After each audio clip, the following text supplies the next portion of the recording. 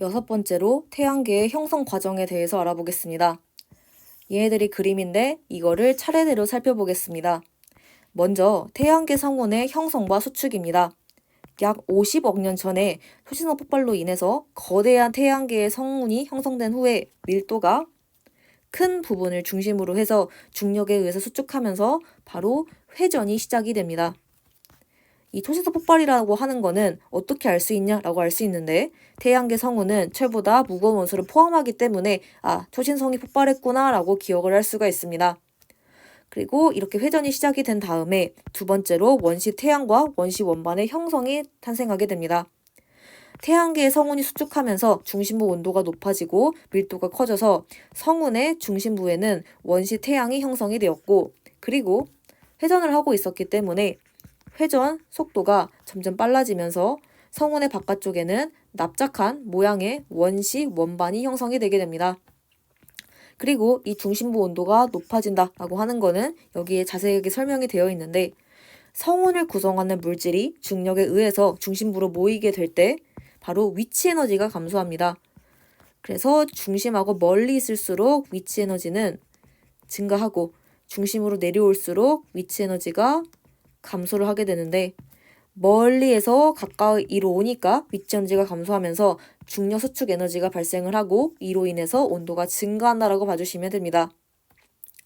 세 번째로 고리와 미행성체의 형성인데, 이때 고리는 미행성체가 형성되는 그냥 장소입니다. 나중에 얘네들이 뭉쳐가지고 행성이 됩니다. 그래서 얘를 헷갈리지 말아야 할 게 목성형 행성의 고리가 아니다라는 거에 유념하셔야 됩니다. 그래서 행성을 둘러싸고 있는 고리가 아니라 나중에 얘네들이 뭉쳐서 행성이 되는 그런 장소라는 거지, 이제 목성 행성의 고리가 아니라는 거 유념을 해주셔야 됩니다. 회전하는 원시 원반에서는 여러 개의 고리가 형성이 되고 각 고리에서는 가스와 먼지가 뭉쳐져서 수많은 미행성체가 형성이 됩니다. 그 다음에 네 번째로 원시 행성이 형성이 되는데, 미행성체가 서로 충돌을 해서 합쳐지면서 드디어 원시 행성이 형성이 됩니다. 그 다음에 태양계가 형성이 되는데, 원시 태양은 중심부에서 수소 핵융합 반응이 일어나면서 태양이 되었습니다. 태양에 가까운 곳은 온도가 높기 때문에 무거운 물질이 생성이 되는데 대표적으로 철, 규소 등등등등이 있습니다. 얘네들은 나중에 지구형 행성이 됩니다. 암석 성분이기 때문에 평균 밀도는 굉장히 크다라고 봐주시면 됩니다.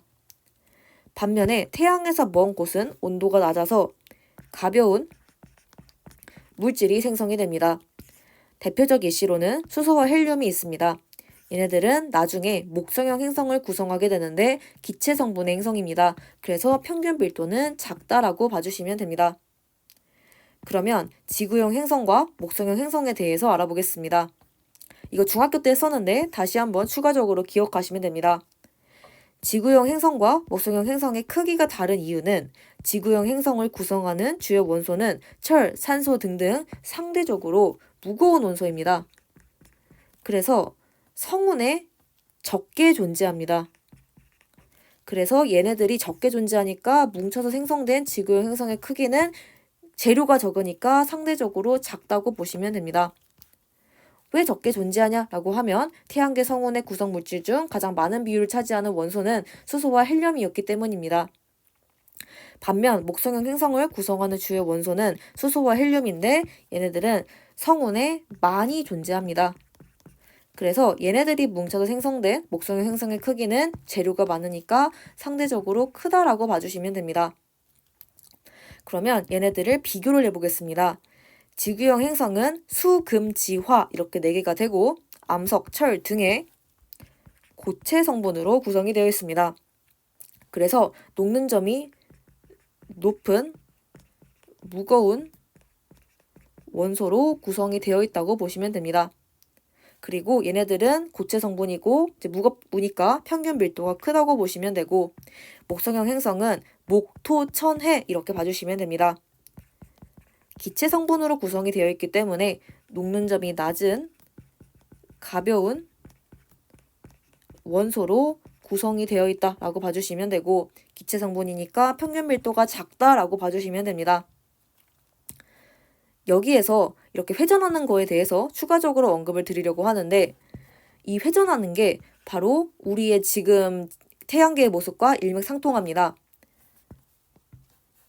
태양이 있고 지구가 있고 또 지구 주위를 달이 돌고 있습니다. 그리고 지구는 이렇게 태양을 돌고 있습니다. 하늘에서 봤을 때, 즉 신의 입장에서, 즉 북반구 위에서 봤을 때 다 태양은 자전을 하고 있고 달도 자전하고 있고 공전도 합니다. 지구도 자전도 하고 공전도 합니다. 그래서 이거 중학교 2학년 때 나온 내용인데 그거 참고하시면 됩니다. 태양의 자전 방향, 지구의 자전과 공전 방향, 달의 자전과 공전 방향 모두 이렇게 돌고 있습니다. 이거랑 회전 방향이 일맥상통합니다. 얘네들이 뭐 갑자기 나는 딴 데로 돌 거야 라고 하지 않고 모두 하늘에서 봤을 때 이렇게 돌고 있다는 거, 자전, 공전 상관없이 모두 이렇게 돌고 있다는 거는 처음 생성이 될 때 회전 방향이 이거였다라는 증거가 될 수가 있습니다. 그래서 다시 한번 설명드리지만 이거는 중학교 2학년 때 배우는 내용이니까 그거 다시 한번 참고하시면 되고, 모두 하늘에서 봤을 때 이렇게 도는 자전, 공전 할 거 없이 모두 이 방향인 거는 처음 생성이 될 때 회전을 시작했는데 이 회전 시작한 게 아직도 남아있어서 지금까지 남아있는 거다라는 거 기억하시면 됩니다. 그러면 7번째로 지구의 형성과 생명체의 탄생에 대해서 알아보겠습니다. 이렇게 모식도가 나와 있고 차례대로 살펴보겠습니다. 첫 번째로 원시 지구의 형성입니다. 태양계 성운에서 미행성체들이 서로 합쳐져서 원시 행성이 형성되는 과정에서 원시 지구가 형성이 됩니다. 이때 지구 내부의 밀도는 균질합니다. 두 번째로 마그마 바다가 형성이 되는데 미행성체가 충돌하면서 발생한 열 등에 의해서 지구 온도가 점점 증가합니다. 상승하게 되는데 이때 지구 전체가 거의 녹아서 액체 상태의 마그마 바다를 형성을 해주게 됩니다. 바다긴 한데 마그마로 구성된 바다라는 뜻입니다.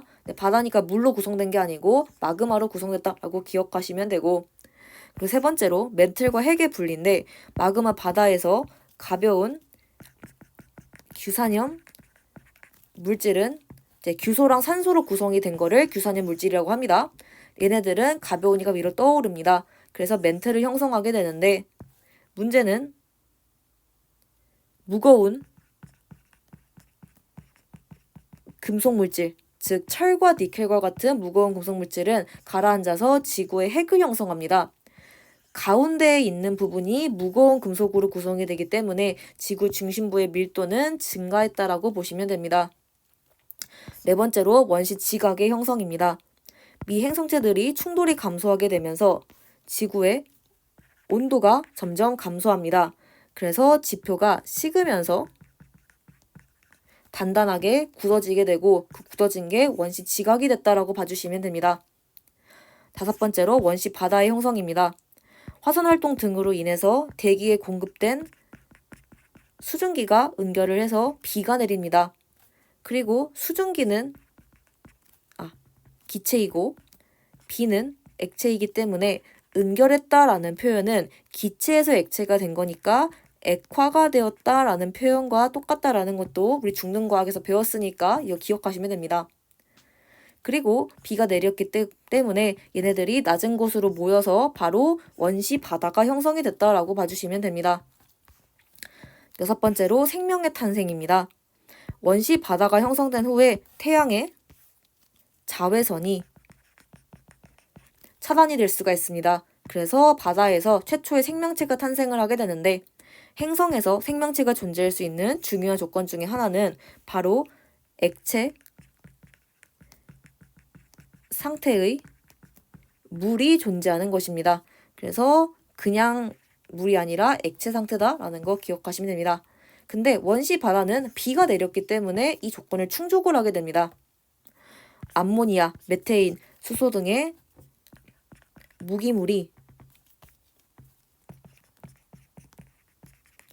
큰 에너지를 받아서 간단한 유기물로 합성이 되고 나서 화학적 진화를 거쳐서 생명체가 탄생했을 것이라고 우리는 추정을 하고 있습니다.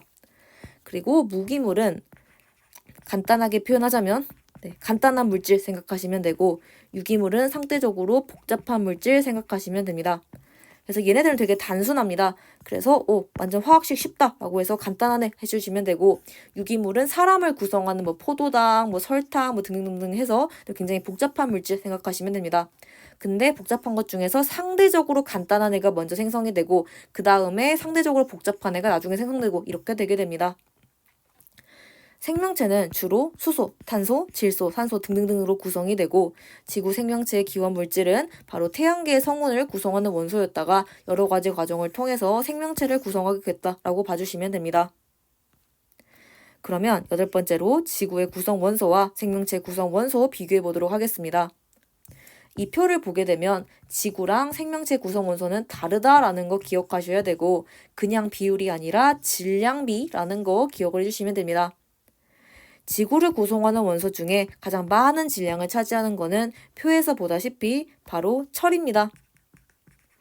생명체를 구성하는 원소 중 가장 많은 질량을 차지하는 건 보다시피 산소입니다. 이 표 그리고 그동안 배운 지식들을 기반으로 해석을 해보자면 우주를 구성하는 주요 원소는 수소와 헬륨이었습니다. 근데 지구를 구성하는 주요 원소는 표에서 보다시피 철이었고 생명체를 구성하는 주요 원소는 산소였습니다. 그래서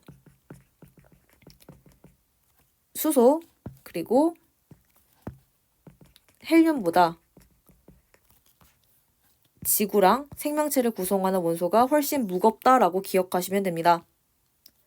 빅뱅 이후 초기 우주에서 생성된 원소는 별을 만들고 별의 진화 과정에서 생성된 다양한 원소들이 태양계와 지구를 형성을 했고 그리고 지구의 탄소를 되게 유념해서 보셔야 되는데 이 탄소는 다른 원소들과 결합을 해서 여러 가지 화합을 구성해서 생명체를 구성했다라고 봐주시면 됩니다. 그래서 여기서 이제 보통 여기 언급된 게 1등만 언급이 됐지만 이제 앞으로 이제 나중에 통합과학 뒷부분을 하게 되면 탄소가 굉장히 중요하게 나옵니다. 미리 얘기를 하자면 탄소는 그 다른 원소와 결합할 수 있는 횟수가 굉장히 큰 물질입니다. 네, 이건 통합과학 뒷파트에서 나옵니다. 다른 물질에 비해서 탄소는 다른 원소와 결합을 굉장히 많이 할 수 있기 때문에 굉장히 다양한 화합물을 만들어낼 수가 있습니다. 그래서 얘가 바로 생명체의 구성에 굉장히 중요하다라는 거 기억하시면 됩니다.